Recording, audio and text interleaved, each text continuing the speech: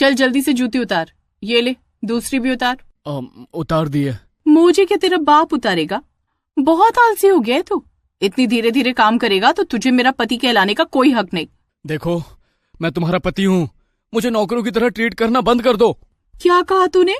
मेरे ही टुकड़ों पर पल रहा है और मुझे ही ज्ञान दे रहा है। जरा अपनी नजर उधर कर और सामने देख, वो नीले कलर का ड्रम दिखाई दे रहा है ना? बाकी तू खुद समझदार है। उसका पति विजय वो नीला ड्रम देखकर डर गया, पर विजय की बीवी उसके साथ ऐसा बुरा बर्ताव क्यों करती थी? विजय के साथ आगे क्या होने वाला है, ये सब जानने के लिए हमें कहानी में थोड़ा पीछे चलना होगा। कुछ सालों पहले विजय अपनी बूढ़ी माँ के साथ एक छोटे से शहर में रहता था। एक रोज रात को जब विजय घर लौटा तो उसके घर पंडित जी आए हुए थे। क्या हुआ माँ, कहीं आप मेरी शादी उसी लड़की से तो? हाँ बेटा, तूने बिल्कुल सही पहचाना। माँ, पिताजी ने उस गंवार लड़की से बचपन में मेरी शादी तय कर दी थी। उस समय मैं नासमझ था, पर अब मैं अपने पैरों पर खड़ा हूँ। मैं शहर की किसी पढ़ी लिखी लड़की से ही शादी करूंगा। इतना बोलकर विजय कमरे में चला गया। कुछ दिनों बाद पंडित जी फिर से घर आए। विजय बेटा, मैंने तुम्हारी कुंडली देखी है। तुम्हारी शादी तो उसी लड़की से होगी, वरना तुम्हारी माँ भी तुम्हारे पापा के पास चली जाएंगी। ये पापा भी ना खुद तो निकल लिए, गंवार घंटी मेरे गले में बांध गए। कुछ ही दिनों में विजय की शादी ममता नाम की एक सांवली सी गांव की लड़की से हो गई। उसकी तो बहुत लंबी लंबी चोटियां थी। जब वो चलती थी तो उसकी चोटी से जमीन में झाड़ू लग जाती थी। आज दोनों की सुहाग रात थी। अरे, तुम्हारे बालों से तो सरसों के तेल की बदबू आ रही है। पूरा सर कढ़ाई में डुबो दिया था क्या? ई का बोला तो बाबू, सरसों का तेल लगाने से खोपड़ियां मजबूत रहते। आप भी लगाया करो। मैं मिट्टी का तेल लगा लूंगा, लेकिन सरसों का तेल कभी नहीं लगाऊंगा। अरे पागल खाने से छोड़ कर आई हो क्या? सो जाओ चुपचाप। विजय उसकी तरफ पीट करके सो गया। अचानक ममता की हंसी उदासी में बदल गई। हम तो इनको खुश करने के लिए मजाक किए थे, ये तो लागत है गुस्सा हो गए। अगले सुबह विजय और उसकी माँ को किचन से धुआं उठता हुआ दिखाई दिया। माँ, किचन से धुआं निकल रहा है, चलो देखते हैं। दोनों जब किचन में गए तो देखा ममता चूल्हे के नीचे लकड़ी जलाकर खाना बना रही थी। देख लिया माँ इस गंवार को, इसको इतना तक नहीं पता कि ये चूल्हा लकड़ी से नहीं बल्कि लाइटर से जलाया जाता है। मेरी तो जिंदगी ही बर्बाद कर दी पिताजी ने। अरे बेटा, वो गांव की रहने वाली है, मैं उसे सब सिखा दूंगी। विजय गुस्से में बिना नाश्ता किए ही काम पर चला गया। ममता रोने लगी। सासू माँ, मैं हर वक्त इन्हें खुश करने की कोशिश करती रहती हूँ, पर पता नहीं क्यों ये मुझसे नाराज ही रहते हैं। क्या मैं इतनी बुरी हूँ माँ जी? नहीं बहू, तू तो बड़ी मासूम है। चल मैं तुझे ये चूल्हा जलाना सिखाती हूँ। तो इस तरह धीरे धीरे ममता की सास उसे घर के सारे काम सिखाने लगी और वो सीख भी गई। कुछ ही महीनों बाद ममता गर्भवती हो गई। बहू, आज तूने मुझे बहुत बड़ी खुशी दी है। और मुझे जिंदगी भर का गम। इतना बोलकर विजय वहां से चला गया। ऐसे दिन बीत रहे थे। अब ममता और उसकी सास बच्चे के आने की खुशी में बहुत खुश रहने लगे थे, लेकिन विजय हर वक्त ममता से चिढ़ता ही रहता था। फिर एक दिन, सर, मेरा ट्रांसफर आप मुंबई वाली ब्रांच में करा दीजिए ना प्लीज। वहां मुझे इससे कम सैलरी भी मिलेगी तो भी चलेगा। तुमने सही वक्त पर मुझे ये बता दिया। मैं किसी न किसी जिम्मेदार आदमी को मुंबई भेजने ही वाला था। Thank you so much sir. Vijay खुशी खुशी घर आया और सारी बात अपने परिवार को बताई। ये तो बहुत खुशी वाली बात है बेटा। बहू जा, जल्दी से अपना और विजय का बैग पैक कर ले। अरे माँ, मैं वहाँ काम करने जा रहा हूँ।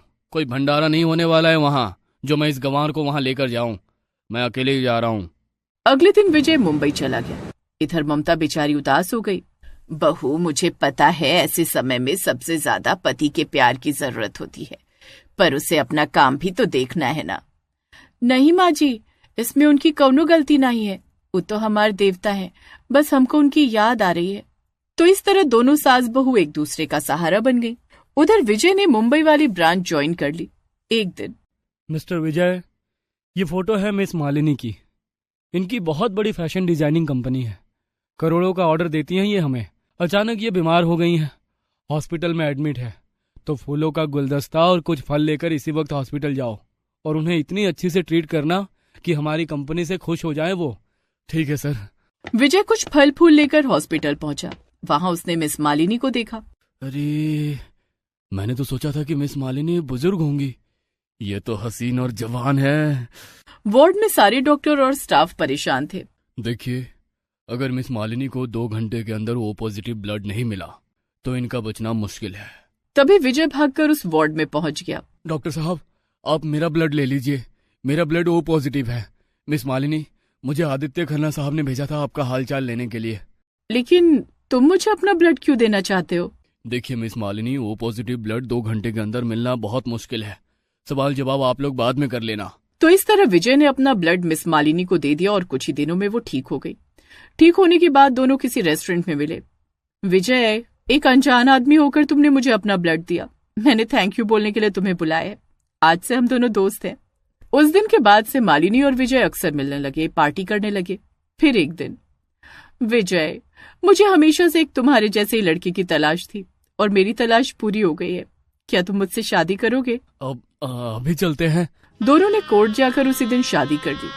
सुहागरात की अगली सुबह, विजय, अब तुम मेरे पति हो, इसलिए तुम उस कंपनी को छोड़ दो।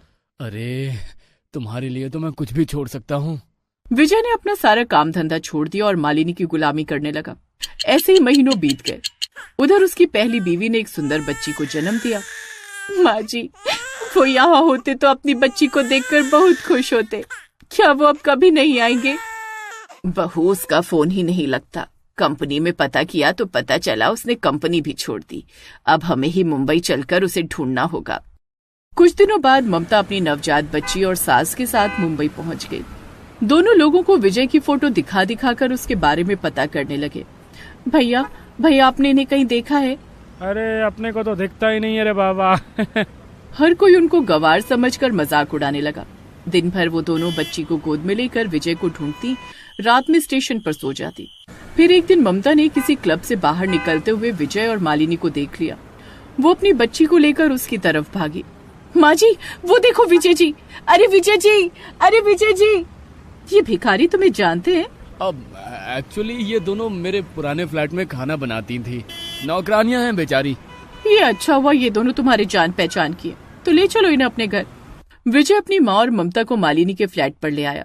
देखो माँ, मैंने एक शादी आपकी पसंद से कर ली और मालिनी मेरी पसंद है। यहाँ दोनों लोग नौकरानी बनकर रहो, कमाने का मौका मिलेगा, मालदार पार्टी है। हम तो आपकी नौकरानी, दासी सब कुछ बनकर रह लेंगे, पर एक बार अपनी बच्ची को तो। अरे विजय, काम समझा दिया हो तो जरा अंदर आओ, मेरे पैर दबा दो आकर। आया बेबी। इस तरह कुछ दिनों बाद मालिनी भी गर्भवती हो गई। विजय और मालिनी ने रात में बाहर पार्टी की और घर आते ही, कहाँ जा रहे? मेरी जूती कौन उतारेगा, तेरा बाप? मैं निकालूंगा बेबी। दूर खड़ी होकर उसकी माँ और ममता अपनी बच्ची को गोद में लिए ये सब देख रही थी। देखो, मैं तुम्हारा पति हूँ, मुझे नौकरों की तरह ट्रीट करना बंद कर दो। क्या कहा तूने? मेरे ही टुकड़ों पर पल रहा है और मुझे ज्ञान दे रहा है। जरा अपनी नजर उधर कर और सामने देख। वो नीले कलर का ड्रम दिखाई दे रहा है ना? बाकी तो खुद समझदार है। अब कहानी फिर से वहीं आ गई। देखो तो कि औरत मेरे भगवान जैसे पति से अपने जूते उतरवा रही है।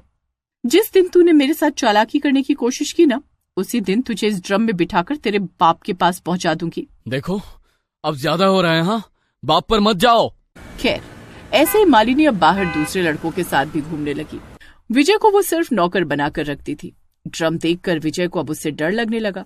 खैर, 9 महीने बाद मालिनी ने भी एक लड़के को जन्म दिया। वो कमरे में पड़ा रोया करता था। मालिनी, हमारा बच्चा रोता रहता है, तुम तो अपने में ही मस्त रहती हो। मैं तो मना ही कर रही थी बच्चा पैदा करने के लिए, तुम ही जिद कर रहे थे। बेबी, प्यार की निशानी चाहिए। इतना बोलकर वो वहां से चली गई। बालकनी से विजय ने देखा वो किसी लड़के की फरारी कार से फुर हो गई। अंदर आया तो देखा ममता दोनों बच्चों को दूध पिला रही थी। ममता, आज मुझे समझ आया कि तुमसे अच्छी मेरी पत्नी कोई और नहीं हो सकती। इससे पहले कि वो चुड़ैल आ जाए, चलो अपने गांव लौट चलते हैं। इसके बच्चे को भी यहीं छोड़ दो। नहीं पतिदेव, ये दोनों बच्चे आपके हैं। अगर इसे यहाँ छोड़ दिया तो मालिनी इसे किसी कचरे के ढेर में फेंक देगी। इसे भी साथ ले चलते हैं अपने, मैं इन दोनों को पालूंगी। विजय, तू पहले घर चल, फिर बताती हूँ तुझे। उसी दिन विजय मुंबई छोड़कर वापस अपने शहर लौट आया। ममता ने ब्यूटी पार्लर जाकर अपने बालों को डिजाइन कराया, जिससे वो काफी खूबसूरत लगने लगी। विजय ने हाथ पैर जोड़कर पुरानी कंपनी ज्वाइन कर ली। फिर अपने दोनों बच्चों ममता और अपनी माँ के साथ खुशी खुशी रहने लगा। देखो राकेश, मैं 4 महीने की प्रेग्नेंट हूँ। अब मैं ओबरॉय साहब से ये बात ज्यादा दिनों तक छुपाकर नहीं रख सकती। अरे अगर तू सब बता देगी तो वो तुझे पैसे देना बंद कर देगा। और वैसे भी तेरा जवान पति मैं हूँ। जल्दी से अपने बूढ़े पति के साथ कुछ ऐसा करो जिससे वो ऊपर पहुंच जाए। उन लोगों को बातें करते हुए घर के बाहर से ममता के बूढ़े पति ओबरॉय साहब ने सुन लिया। इसका मतलब ममता का मेरे अलावा एक जवान पति भी है और ये दोनों मिलकर मुझे ऊपर पहुंचाना चाहते हैं। आखिर ममता का जवान पति होने के बावजूद एक बूढ़ा पति क्यों है और कैसे उसकी जिंदगी में आया, जानने के लिए कहानी में थोड़ा पीछे चलना होगा। ममता किसी अस्पताल में नर्स थी। एक रोज उसके जवान पति ने कहा, तूने मुझे अभी तक पैसे नहीं दिए। क्या समझती है तू अपने आप को? आप तो कुछ करते नहीं, यहाँ घर जमाई बनकर बैठे रहते हो। भगवान ने तुझे थोड़ा सा गोरा क्या बना दिया? तू तो एक नंबर की घमंडी हो गई। ये नर्स गिरी अपने हॉस्पिटल में दिखाना, यहाँ मेरे सामने मत दिखाना। राकेश ने उसका पर्स छीनकर सारे पैसे निकाल लिए और घर से चला गया। तभी उसके पास उसकी भाभी आ गई। ममता, मैं हर महीने देखती हूँ, जब भी तुम्हें पगार मिलती है तुम परेशान हो जाती हो। ऐसा क्या है? हम लोग गरीब हैं, इसमें हमारी तो कोई गलती है नहीं। परेशान होने से क्या फायदा? अरे ऐसी कोई बात नहीं है भाभी, बस काम करते करते थक जाती हूँ। ऐसे ऐसे मरीज आते हैं ना कि हालत खराब हो जाती है। खैर, ऐसे ही दिन बीत रहे थे। उसका पति कोई काम नहीं करता था। एक रोज जब वो वार्ड में कुछ काम कर रही थी, तभी उसे हनुमान चालीसा सुनाई दी। जय हनुमान ज्ञान गुण सागर, जय कपीस तिहु लोक उजागर। ममता कान लगाकर सुनी रही थी कि तभी उसके पास डॉक्टर साहब आ गए। अरे ममता, जाओ ओबरॉय साहब को ये दवा खिला दो। डॉक्टर साहब, ये अपने हॉस्पिटल में हनुमान चालीसा कौन पढ़ता रहता है? जिसको तुम दवा खिलाने जा रही हो वही बंदा हनुमान चालीसा पढ़ रहा है। वो बहुत बड़े बिजनेसमैन है। उनका नाम है ओबरॉय साहब। उनका इस दुनिया में कोई नहीं है। सबसे जरूरी बात यह है कि उनके पास सिर्फ 2 महीने का वक्त है। ये खबर भी उन्हें तुम दे देना। क्या? ममता ओबरॉय साहब के वार्ड में गई तो वो हनुमान चालीसा पढ़ रहे थे। उनकी उम्र लगभग 55 साल की होगी। ममता ने उन्हें दवा दी, लेकिन ममता की हिम्मत नहीं हो रही थी कि वो उन्हें बता सके कि उनके पास सिर्फ 2 महीने का वक्त है। ओबरॉय साहब, आप हर वक्त हनुमान चालीसा क्यों पढ़ते रहते हो? मुझे नहीं पता कि मेरे साथ आगे क्या होने वाला है। मुझे तो ऊपर वाले पर भरोसा है और उससे ज्यादा खुद पर, क्योंकि अगर मुझे कुछ हो गया तो मेरी करोड़ों की कंपनी का क्या होगा? मेरे तो आगे पीछे भी कोई नहीं है। ममता उनकी बातें सुनकर हैरान हो गई। ये अभी कितने खुश लग रहे हैं। अगर मैंने इन्हें बता दिया कि इनके पास सिर्फ 2 महीने का वक्त है तो ये अंदर से टूट जाएंगे। नहीं, मैं नहीं बताऊंगी। रात में जब ममता घर वापस आई तब उसे अचानक उल्टी होने लगी। क्या हुआ ममता, तुम्हारी तबीयत खराब है? नहीं भाभी, एक खुशखबरी है, मैं माँ बनने वाली हूँ। क्या बात है ममता, बधाई हो। जाओ जल्दी से जाकर अपने पति को ये खुशखबरी दो। उसने इस बारे में अपने पति को बता दिया। ये तो सच में खुशखबरी है ममता, लेकिन अब तो खर्चा बढ़ने वाला है। एक तुम हो जो हट्टे कट्टे होने के बावजूद मेरे घर में घर जमाई बनकर बैठे हो। अपने आने वाले बच्चे के लिए भी मुझसे शिकायत कर रहे हो। और एक हमारे अस्पताल में एक मरीज आया, वो अरबपति है, अपनी अंतिम सांसें गिन रहा है, फिर भी वो हार नहीं मान रहा। उसका इस दुनिया में कोई नहीं है। क्या कहा तुमने? वो अरबपति है? तुम्हें सिर्फ यही सुनाई दिया कि वो अरबपति है। मैंने ये भी तो कहा कि वो अपनी अंतिम सांसें गिन रहे हैं। उनके पास सिर्फ 2 महीने का वक्त है। हाँ, मैंने वो भी सुना। ममता, तुम ऐसा करो, तुम उस बूढ़े इंसान से शादी कर लो। इससे हमारी गरीबी भी दूर हो जाएगी और वैसे भी तो वो 2 महीने बाद ये दुनिया छोड़कर जाने ही वाला है। सब कुछ तुम्हारा हो जाएगा और जो तुम्हारा है वो मेरा है। हमारे बच्चे की डिलीवरी और उसकी पढ़ाई लिखाई में भी ढेर सारा खर्चा होगा। ये तुम कैसी बातें कर रहे हो? पागल हो गए हो क्या? अरे यार, तुम ही सोचो, आखिरी वक्त पर तुम उसका साथ दे दोगी तो उसे भी बहुत अच्छा लगेगा। और वैसे भी तुमने ही तो बताया कि उसका इस दुनिया में कोई नहीं है, तो उसकी इतनी बड़ी जायदाद कोई ना कोई तो लेगा ही। इससे अच्छा है कि तुम जैसी अच्छी औरत को उसकी जायदाद मिल जाए। शादी के बाद तुम उससे पैसे लेकर आना, हम अपने बच्चे के लिए सेव करते जाएंगे। खैर, ममता ने उसकी बातों पर ज्यादा ध्यान नहीं दिया और वो सो गई। लेकिन अगली सुबह जब वो ओबरॉय साहब को दवाई खिला रही थी तब, तुम्हें पता है, जब से मैं यहाँ अस्पताल आया हूँ तब से तुम मेरी यहाँ सेवा कर रही हो। ये देखकर मुझे बहुत अच्छा लगता है। ऐसा लगता है जैसे मेरा भी कोई परिवार है। काश मैं भी शादी कर लेता तो आज मेरी सेवा करने के लिए नर्स की जरूरत नहीं पड़ती। आप ऐसा मत सोचिए, सब कुछ ठीक हो जाएगा। ऐसे ही हर दिन घंटों ओबरॉय साहब ममता से बातें किया करते थे। अब धीरे धीरे ममता को अपने पति की बात याद आने लगी। एक रोज जब वो घर जा रही थी तब रास्ते में, मुझे अपने पति की बात मान लेनी चाहिए, मेरा साथ मिल जाएगा और हम लोगों की गरीबी भी दूर हो जाएगी। मैं खुद का एक अस्पताल खोलूंगी जिसमें गरीबों का बहुत कम पैसे में इलाज किया करूंगी। ये बात उसने राकेश को जाकर बताई, लेकिन उसकी भाभी इसके खिलाफ थी। देखो ननद जी, ये तुम गलत कर रही हो, किसी की भावनाओं के साथ नहीं खेलना चाहिए। भाभी, मैं किसी की भावनाओं के साथ नहीं खेल रही हूँ। उनके पास सिर्फ 2 महीने का वक्त है। उन्होंने कभी परिवार देखा नहीं। कम से कम 2 महीने तक मैं उन्हें खुशियां दे पाऊंगी। अपने बच्चे के भविष्य के लिए मैं ये सब कर रही हूँ भाभी।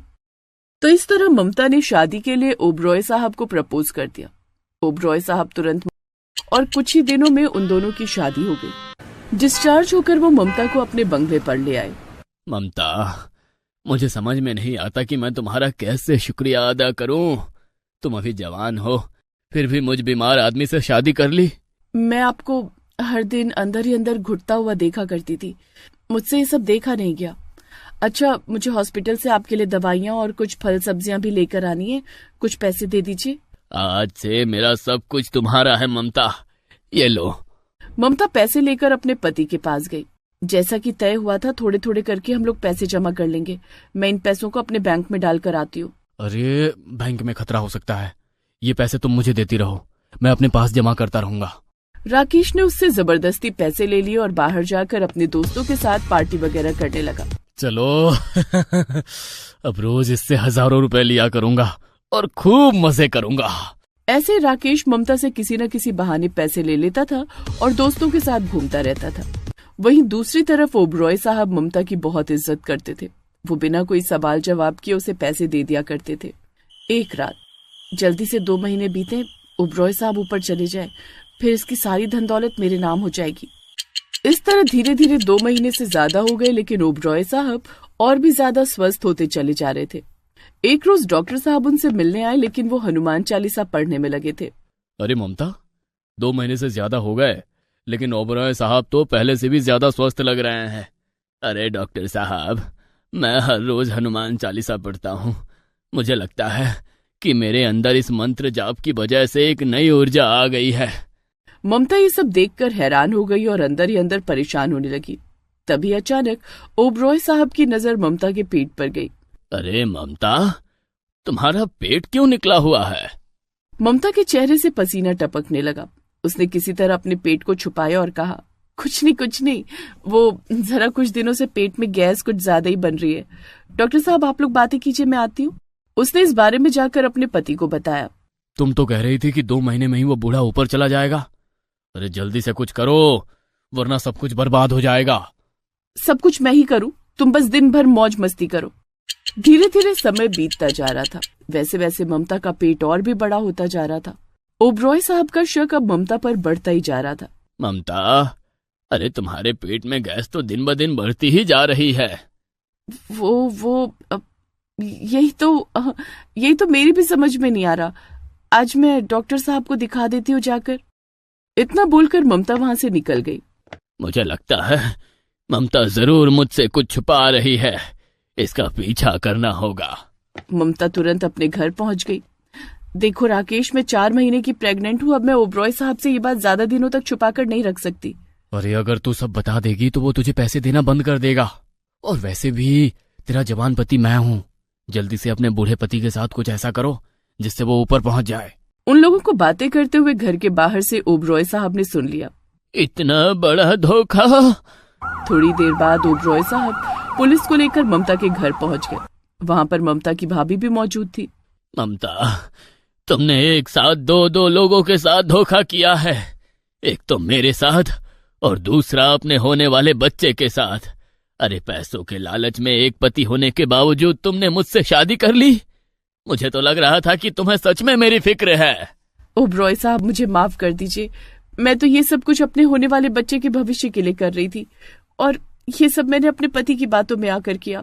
अब तुम दोनों को धोखाधड़ी के आरोप में गिरफ्तार किया जाता है और इस बच्चे की सारी जिम्मेदारी इसके असली पिता की होगी।